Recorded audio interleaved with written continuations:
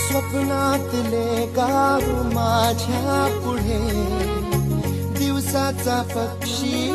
अलगद उडे भांगीच्या अंगावरती चिमणी चिवचिवणारी झाडात लपले सगळे सोयरे हा गाव माझा जुना आठवाचा नादात हसऱ्या त्या वाहत्या नदीचा ढगात उरले पाऊस गाणे कसे साठवावे